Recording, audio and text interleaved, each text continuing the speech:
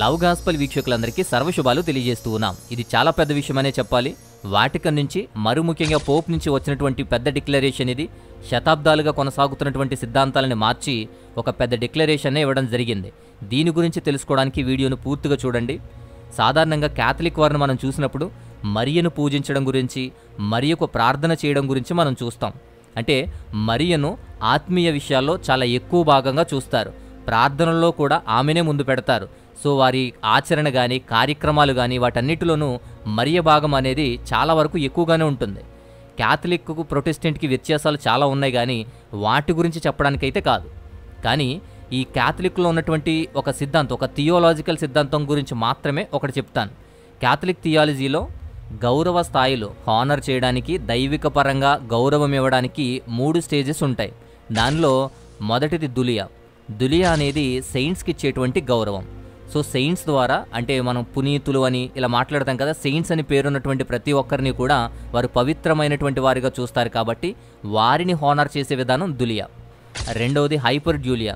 Hyper Julia అంటే ఈ saints అన్నిటికన్నా కూడా గొప్ప సెయింట్ అనమాట. అలాంటి వ్యక్తి కేవలం ఒకే ఒక్కరున్నారు, వాళ్లే కన్యమరియా.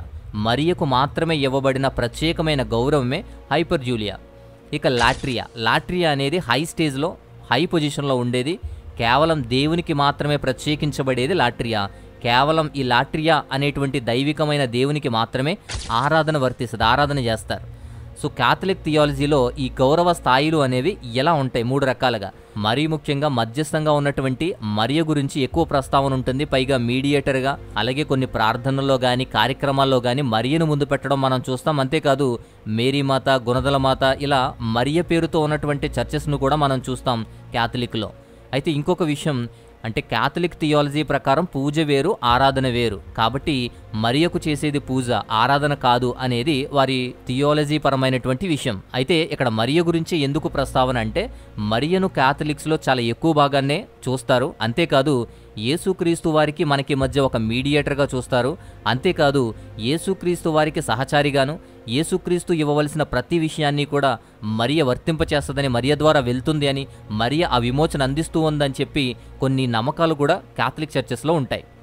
వీటినన్నిటినీ బ్రేక్ చేస్తూ, ఈ విషయాలన్నీ ఎందుకు చెప్తున్నాను అంటే, వీటినన్నీ బ్రేక్ చేస్తూనే వాటికన్ నుంచి ఒక అధికారకమైనటువంటి ఒక పత్రం వచ్చింది. 2025 నవంబర్ 4వ తారీఖున Vatican dicastery for the doctrine of the faith అని చెప్పి DDF అనేటువంటి అధికారకమైనటువంటి ఒక విషయం మరియ కోసం కో రిడెంప్ట్రిక్స్, అలాగే కో మీడియాట్రిక్స్, కో రిడెంప్ట్రిక్స్ అండ్ కోడ్ మీడియాట్రిక్స్ అని చెప్పి ఈ 2 విషయాలను కూడా మరియకు ఉన్నటువంటి 2 బిరుదులు. ఇప్పటి వరకు శతాబ్ద కాలంగా ఉన్న ఈ బిరుదులని ఇప్పుడు తిరస్కరించారు, వాటిని రద్దు చేశారు.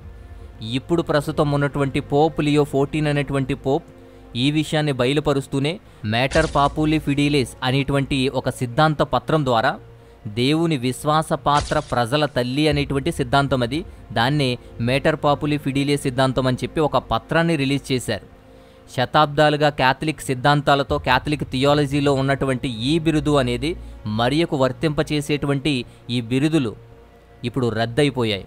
వాటిని ప్రత్యక్షంగా రద్దు చేసింది పోప్ లియో 14. వాటికన్ నుంచి, పోప్ నుంచి కూడా వచ్చినటువంటి అంశాలు.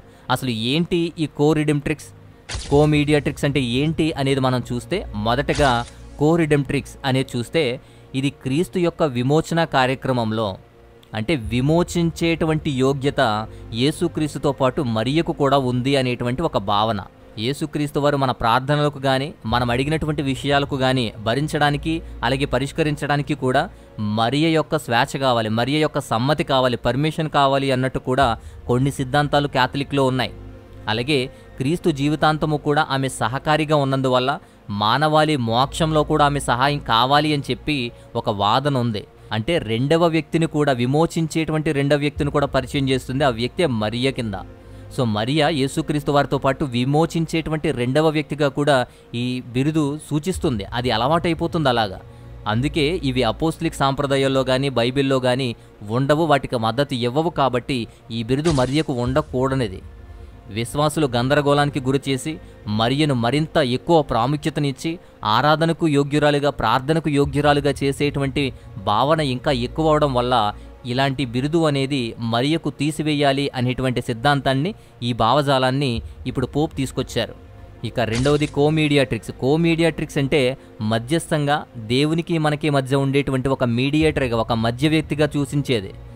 అలా మరియ ప్రజలకు దేవునికి మధ్య ప్రజల కోసం ప్రార్థించేటువంటి వ్యక్తిగా, మరియ ప్రజల కోసం ప్రార్థిస్తుంది, అలాగే దేవునికి మనకి మధ్య వ్యక్తిగా ఉంటుంది. అలాంటి ప్రస్తావన కేవలం మరియకు ఇవ్వడం వల్ల ఆత్మీయమైనటువంటి తల్లిగా విశ్వాసులకు దేవుని కృపను తీసుకురావడానికి, అలాగే మన ప్రార్థనలు తీసుకువెళ్ళడానికి, అందించడానికి సహాయం చేసే తల్లిగా అక్కడ మధ్యస్థంగా ఉంచారు. ఎలా జరుగుతుంది? యేసుక్రీస్తు వారి ద్వారా మాత్రమే దేవునికి మనకి మధ్య విమోచన జరుగుతుంది. దేవునికి మనకి మధ్య వ్యక్తిత్వం కూడా ఆయనే. మొదటి తిమోతికి రాసిన పత్రిక 2వ అధ్యాయం 5వ వాక్యంలో చూసినప్పుడు దేవునికిని మానవాళికి మధ్య ఏకైక మధ్య వ్యక్తి ఒకరే ఉన్నారు, అది యేసుక్రీస్తు వారని స్పష్టంగా తెలియచేయబడింది. మరియ ద్వారా మాత్రమే వస్తుంది అని మధ్య వ్యక్తిత్వాన్ని ఆమెకు ఆపాదించడం అనేది కరెక్ట్ కాదని చెప్పి ఈ విషయాన్ని డిక్లరేషన్ ద్వారా ఆ బిరుదును క్యాన్సిల్ చేశారు. అందుకే ఇప్పుడు మరియను అన్ని కృపలకు గాని ప్రార్థనా ప్రతిఫలాలకు గాని ఒక మీడియేటర్ అని, మధ్య వ్యక్తి అని చెప్పి పిలవద్దు అని చెప్పి ఆ బిరుదును క్యాన్సిల్ చేసింది వాటికన్. ఇలాంటి భావన అనేది మొదటి శతాబ్దంలో కానీ తర్వాత కానీ లేదు. 15వ శతాబ్దం నుంచి ప్రస్తావించబడింది. 15వ శతాబ్దంలో 10వ శతాబ్దం నుంచి ఉనికిలో ఉన్నటువంటి ఒక ప్రార్థన, మునుపటి ప్రార్థన అని చెప్పి రిడెంప్ట్రిక్స్ అనేటువంటి ఒక విషయం ఉంటుంది. విమోచకుని యొక్క తల్లి అని అర్థం వచ్చేది.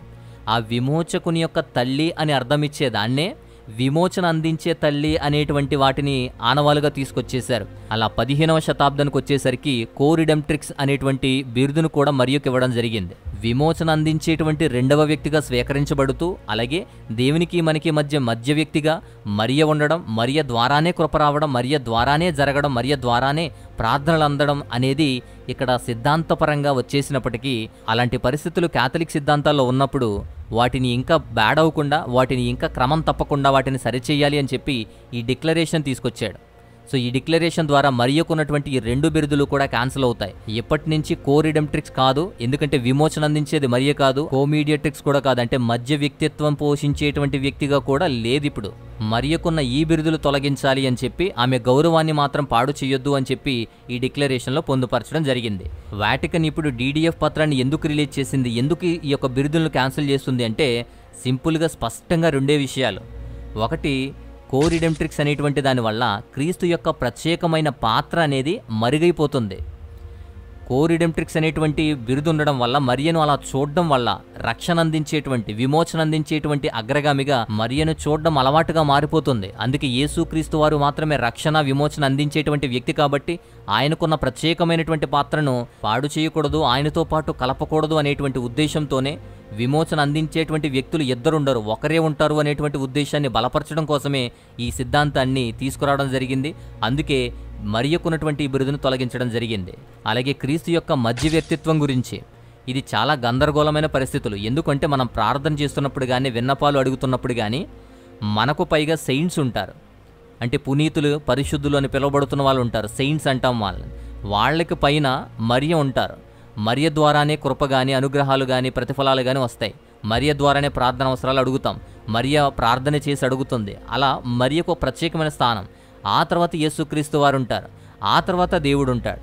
సో క్యాథలిక్ సిద్ధాంతాల్లో ఈ విధమైనటువంటి ఒక క్లారిటీ లేని, గందరగోళంతో కూడినటువంటి ఒక విషయం ఉంది. అయితే కొందరంటారు మనం ప్రార్థన చేసేది మరియకే చేస్తాం, మరియ నుంచి దేవునికే వెళ్తుంది అంటారు.